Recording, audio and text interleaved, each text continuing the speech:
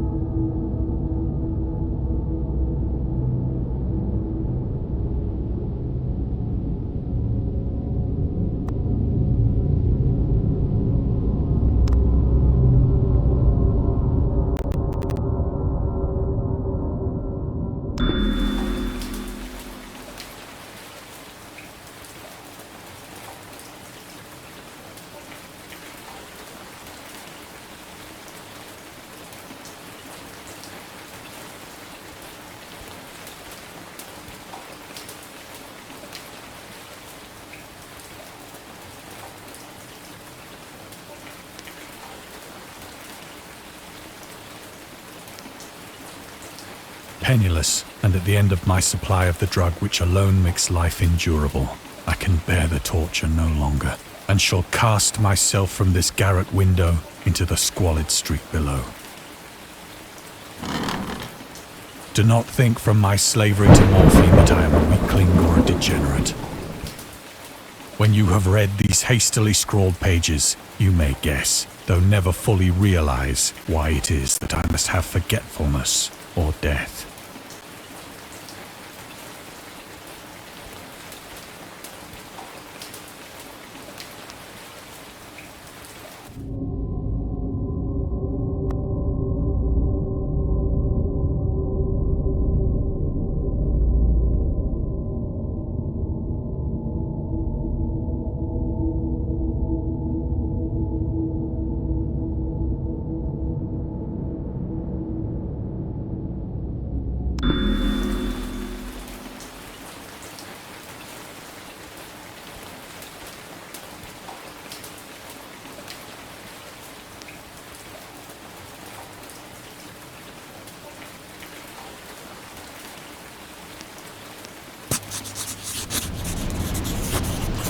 It was in one of the most open and least frequented parts of the broad Pacific that the packet of which I was supercargo fell a victim to the German sea raider.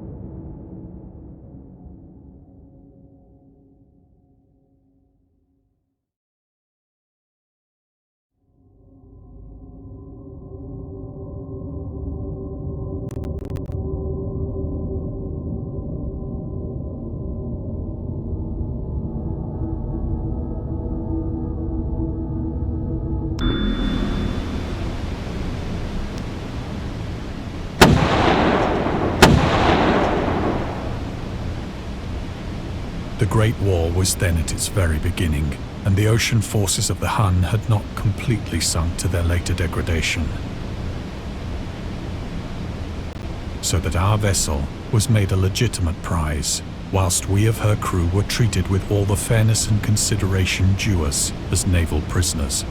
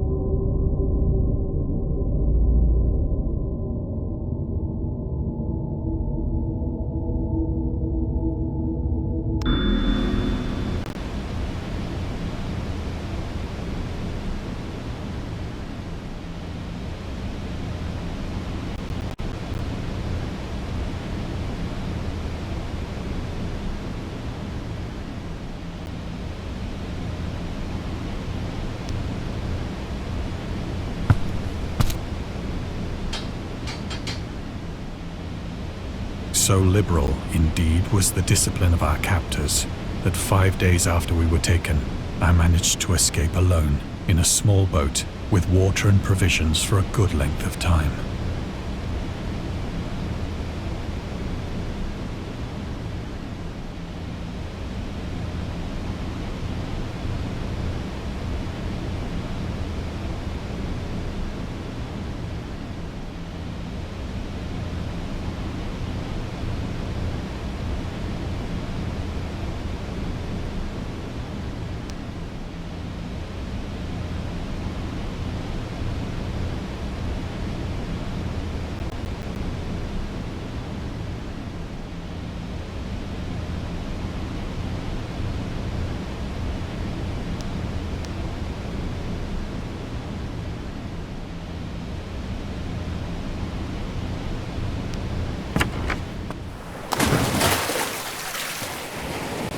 When I finally found myself adrift and free, I had but little idea of my surroundings.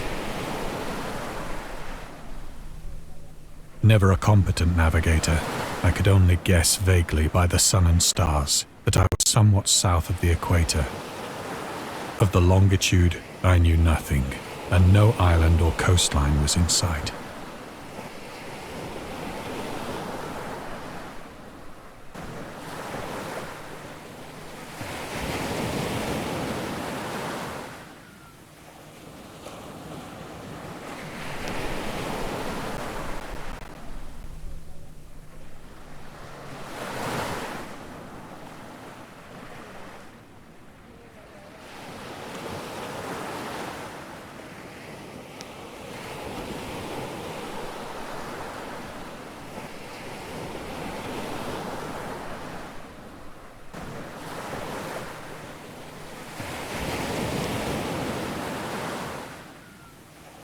The weather kept fair, and for uncounted days I drifted aimlessly beneath the scorching sun, waiting either for some passing ship or to be cast on the shores of some habitable land.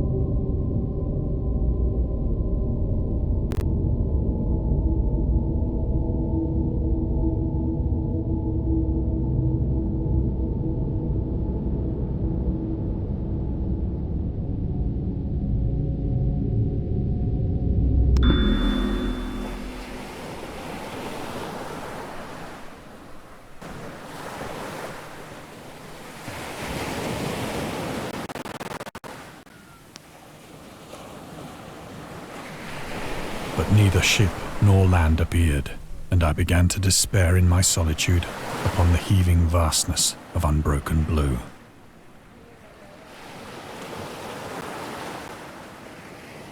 The change happened whilst I slept. Its details I shall never know, for my slumber, though troubled and dream-infested, was continuous.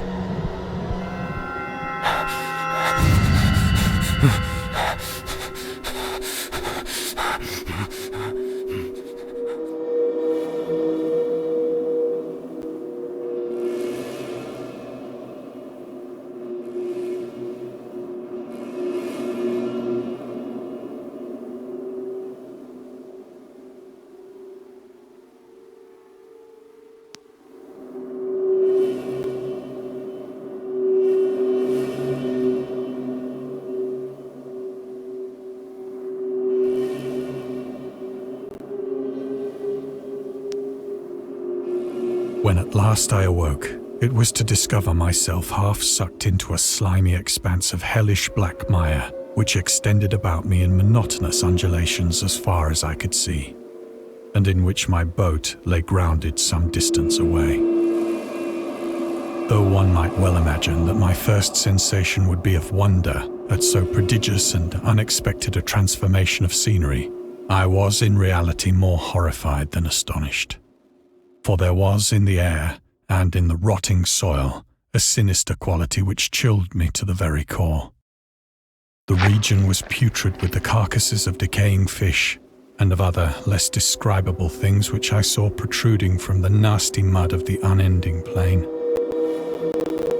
Perhaps I should not hope to convey in mere words the unutterable hideousness that can dwell in absolute silence and barren immensity. There was nothing within hearing and nothing in sight save a vast reach of black slime. Yet the very completeness of the stillness and the homogeneity of the landscape oppressed me with a nauseating fear.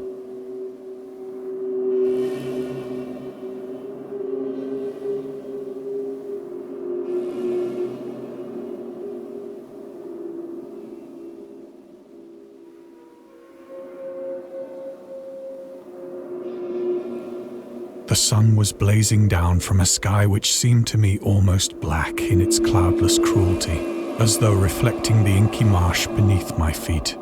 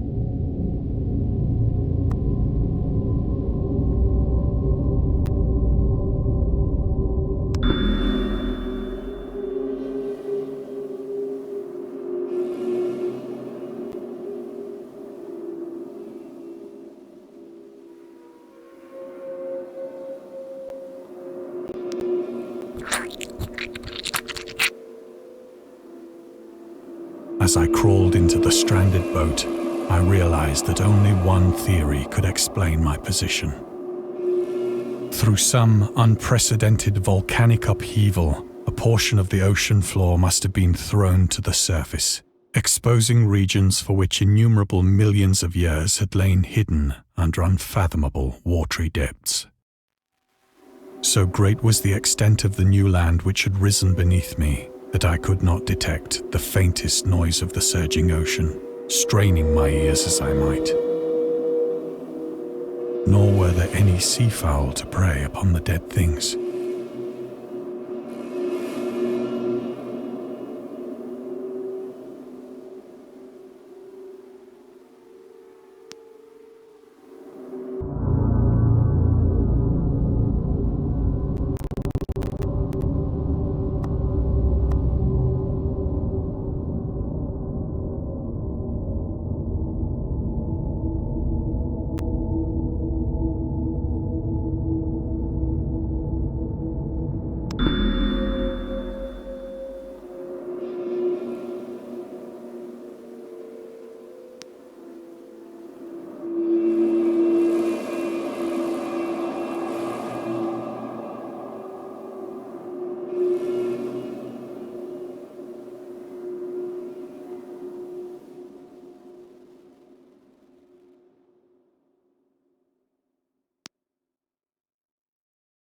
For several hours I sat thinking or brooding in the boat, which lay upon its side and afforded a slight shade as the sun moved across the heavens.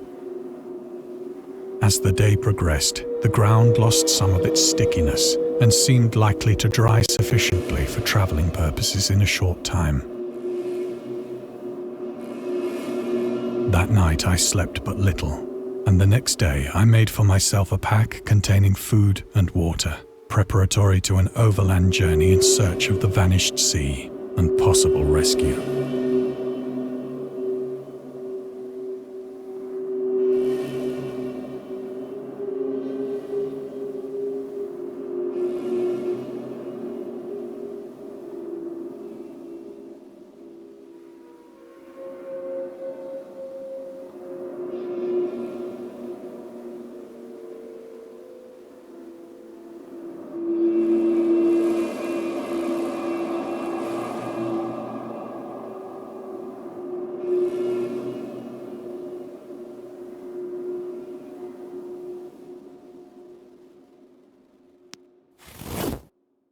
On the third morning, I found the soil dry enough to walk upon with ease. The odor of the fish was maddening, but I was too much concerned with graver things to mind so slight an evil, and set out boldly for an unknown goal.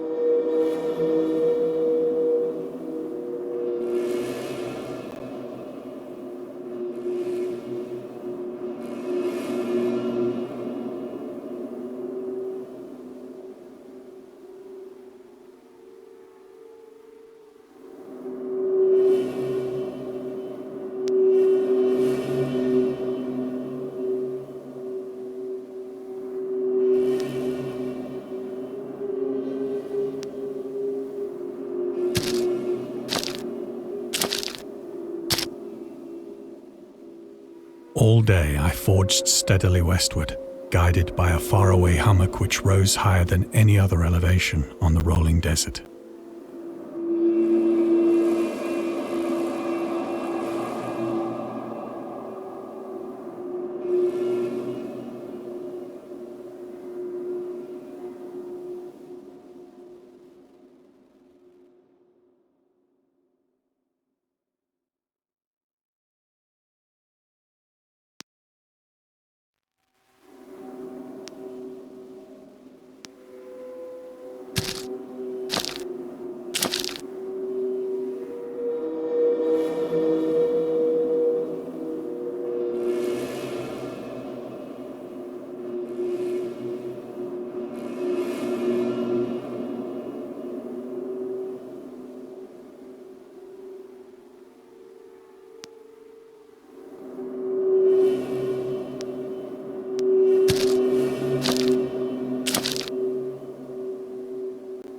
That night I encamped, and on the following day still travelled toward the hummock, though that object seemed scarcely nearer than when I had first espied it.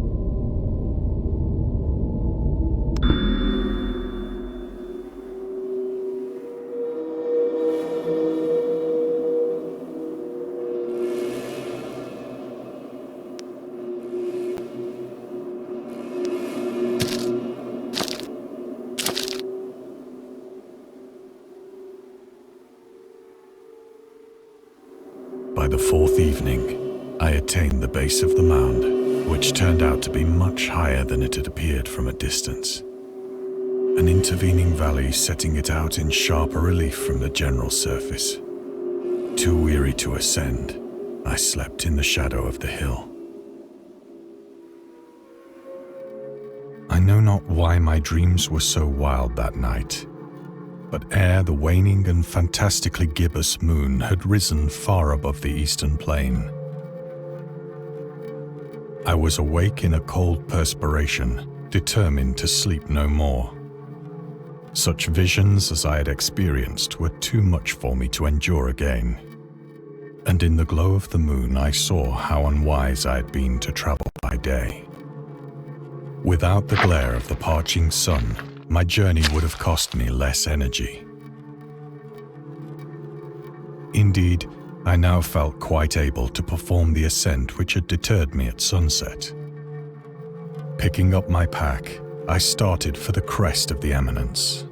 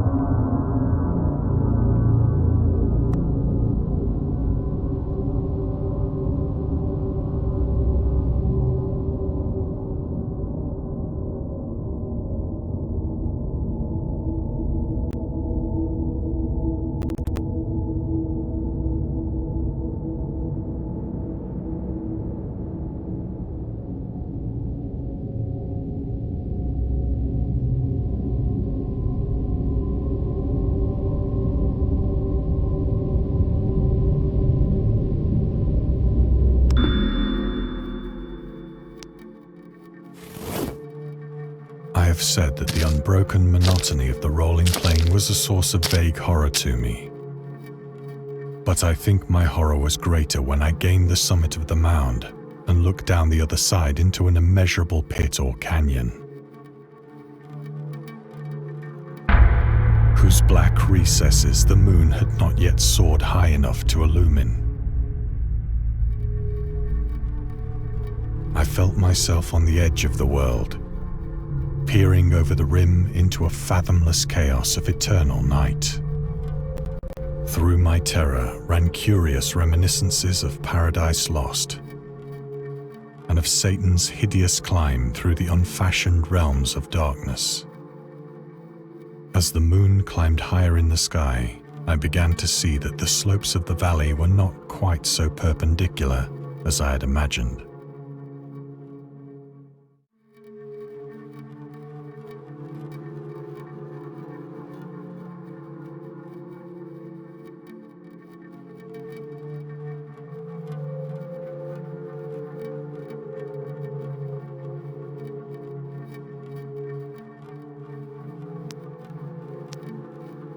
Ledges and outcroppings of rock afforded fairly easy footholds for a descent, whilst after a drop of only a few hundred feet, the declivity became very gradual.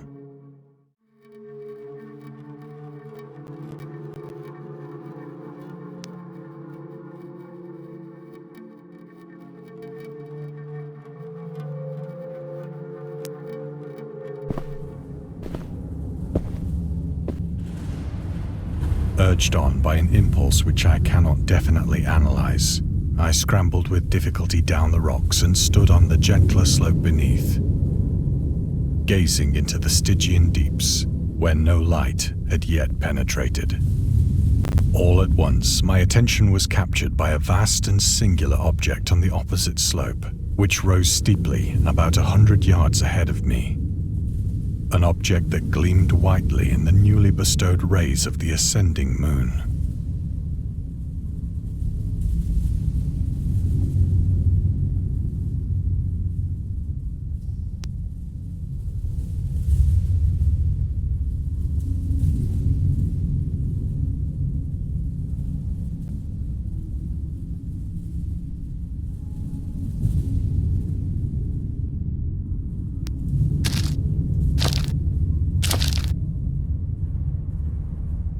That it was merely a gigantic piece of stone, I soon assured myself. But I was conscious of a distinct impression that its contour and position were not altogether the work of nature.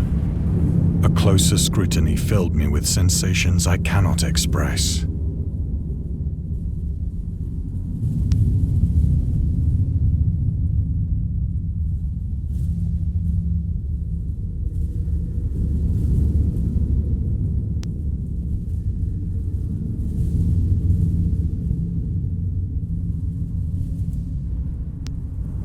despite its enormous magnitude and its position in an abyss which had yawned at the bottom of the sea since the world was young, I perceived beyond a doubt that the strange object was a well-shaped monolith,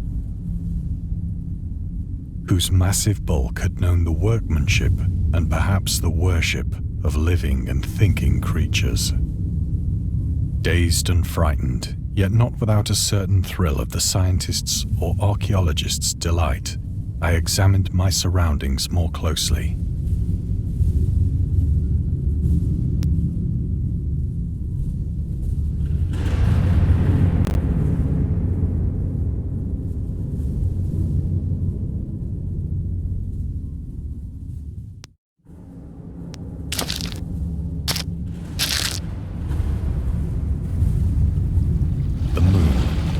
The zenith shone weirdly and vividly above the towering steeps that hemmed in the chasm, and revealed the fact that a far-flung body of water flowed at the bottom, winding out of sight in both directions and almost lapping my feet as I stood on the slope.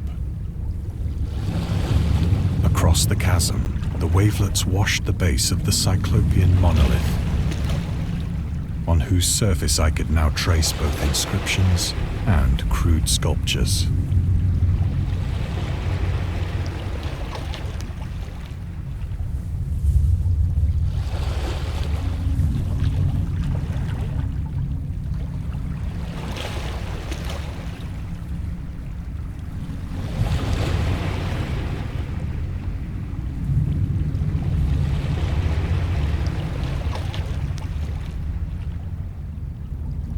The writing was in a system of hieroglyphics unknown to me and unlike anything I'd ever seen in books, consisting for the most part of conventionalized aquatic symbols such as fishes, eels, octopi, crustaceans, mollusks, whales, and the like. Several characters obviously represented marine things which are unknown to the modern world, but whose decomposing forms I had observed on the ocean-risen plain. It was the pictorial carving, however, that did most to hold me spellbound.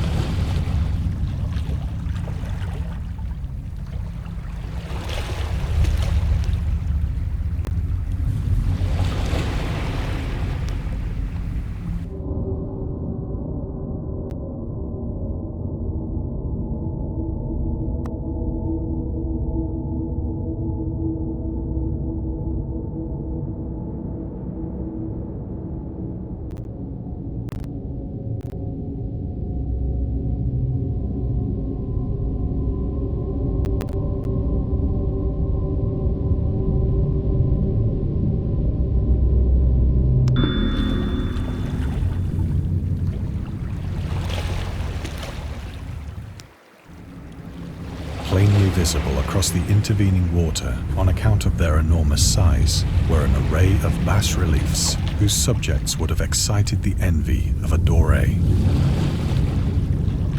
I think that these things were supposed to depict men, at least a certain sort of men, though the creatures were shown disporting like fishes in the waters of some marine grotto, or paying homage at some monolithic shrine which appeared to be under the waves as well. Of their faces and forms I dare not speak in detail, for the mere remembrance makes me grow faint. Grotesque beyond the imagination of a Poe or a Bulwer. They were damnably human in general outline, despite webbed hands and feet, shockingly wide and flabby lips, glassy, bulging eyes, and other features less pleasant to recall. Curiously enough, they seem to have been chiseled badly out of proportion with their scenic background, for one of the creatures was shown in the act of killing a whale, represented as but little larger than himself. I remarked, as I say, their grotesqueness and strange size, but in a moment decided that they were merely the imaginary gods of some primitive fishing or seafaring tribe. some tribe whose last descendant had perished eras before the first ancestor of the Piltdown or Neanderthal man was born.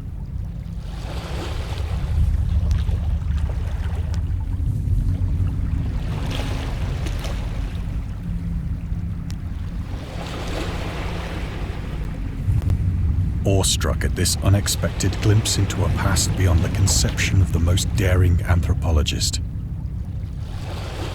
I stood musing whilst the moon cast queer reflections on the silent channel before me. Then, suddenly, I saw it. With only a slight churning to mark its rise to the surface, the thing slid into view above the dark waters.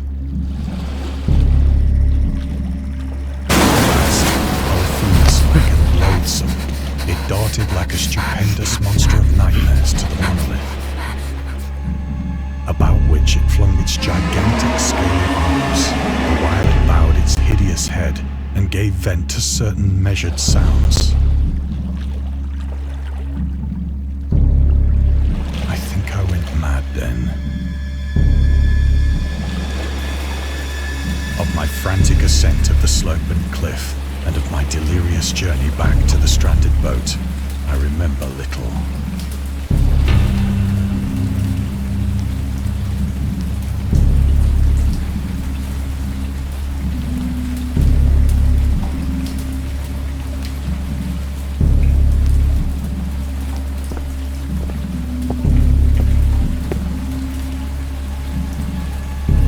I believe I sang a great deal and laughed oddly when I was unable to sing.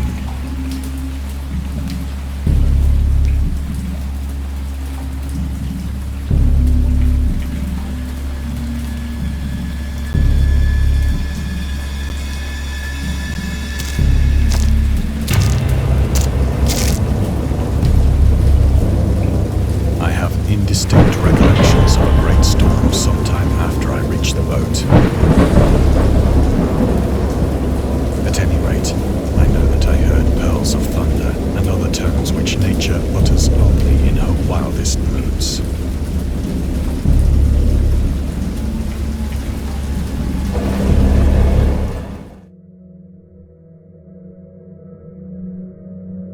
When I came out of the shadows, I was in a San Francisco hospital, brought thither by the captain of the American ship which had picked up my boat in mid-ocean.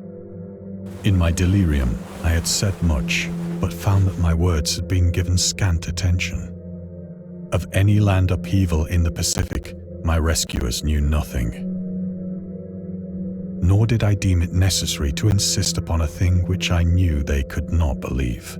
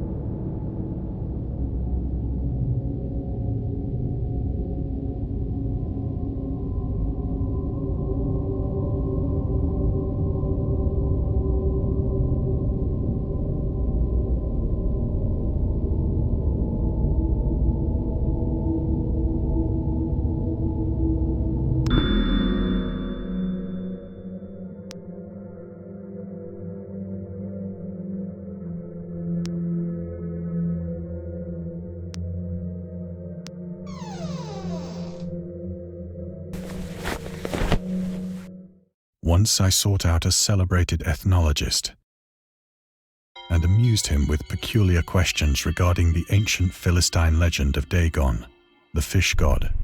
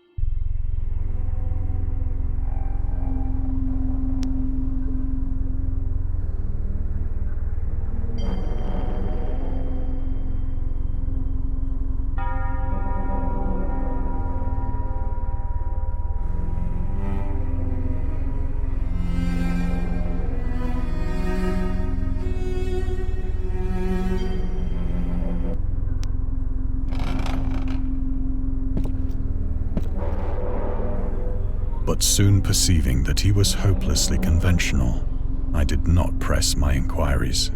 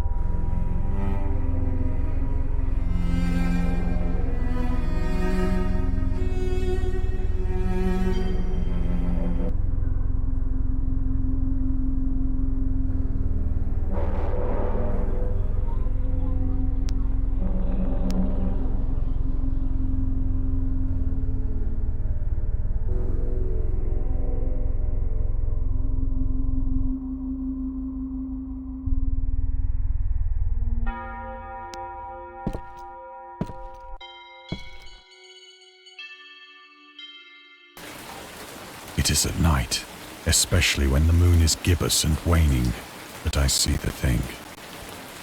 I tried morphine, but the drug has given only transient surcease and has drawn me into its clutches as a hopeless slave. So now I am to end it all, having written a full account for the information or the contemptuous amusement of my fellow men.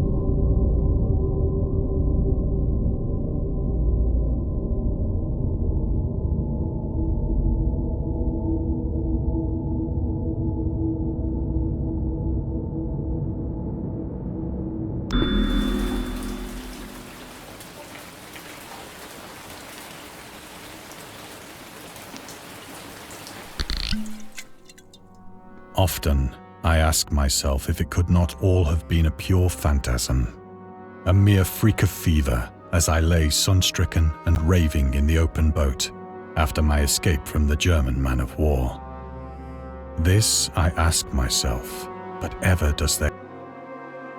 I cannot think of the deep sea without shuddering at the nameless things that may at this very moment be crawling and floundering on its slimy bed, worshipping their ancient stone idols and carving their own detestable likenesses on submarine obelisks of water-soaked granite. I dream of a day when they may rise above the billows to drag down into their reeking talons the remnants of puny, war-exhausted mankind. Of a day when the land shall sink and the dark ocean shall ascend amidst universal pandemonium.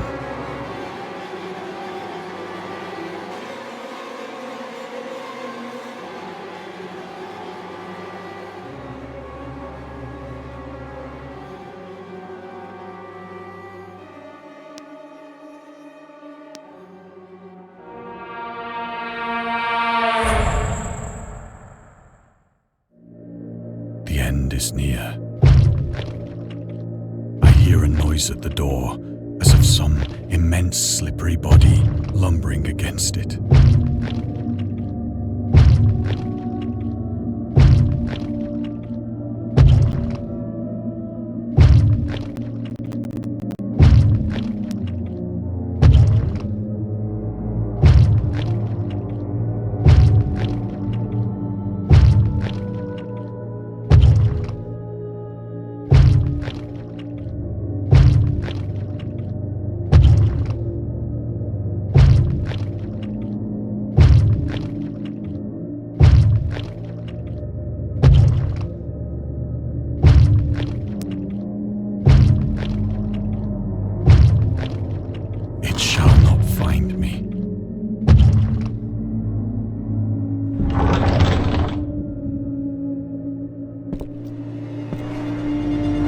God, that hand!